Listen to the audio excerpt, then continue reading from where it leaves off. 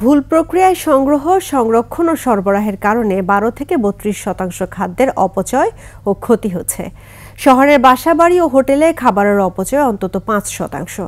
Consumers association of Bangladesh cab আয়োজিত সেমিনারে খাদ্য নিরাপত্তা জোরদারের লক্ষ্যে খাদ্যের অপচয় কমানোর পরামর্শ দিলেন বিশেষজ্ঞরা। বিস্তারিত জানাচ্ছেন মাহিলা ইসলাম।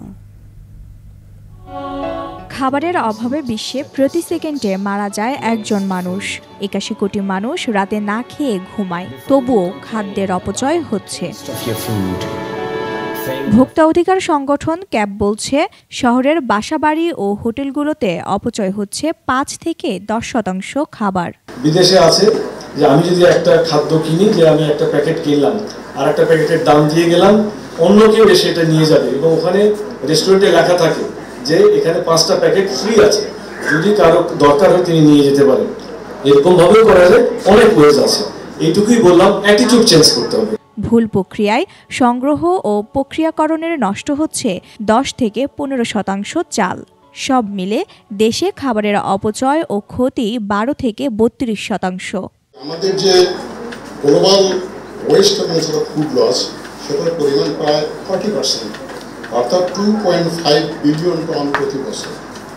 এবং এই যে ফুড লস এবং ফুড ওয়েস্ট যেটা, সেটা দিয়ে কিন্তু 3 বিলিয়ন মানুষকে কিন্তু খাওয়ানো সম্ভব।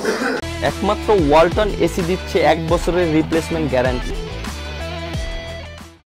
খাদ্য নিরাপত্তা জোরদারের অপচয় কমানোরও তাগিদ দিলেন বিশেষজ্ঞরা। বাংলাদেশের কথা যদি বলি, আমাদের about 4 million tons of food waste are generated annually আমাদের আরবান এরিয়াতে, বাংলাদেশে। ক্যাব সভাপতি এ সময় বলেন, প্রয়োজনের বেশি খাবার রান্না করার কারণেও খাদ্যের অপচয় হচ্ছে। দেশের এমন সংকট, খাদ্যের অপচয় রোধে সবাইকে সচেতন হওয়ার পরামর্শ দিলেন বক্তারা। আমরা 75% লোক মারা যাচ্ছে। মাহিলা ইসলাম, 21 টেলিভিশন, ঢাকা।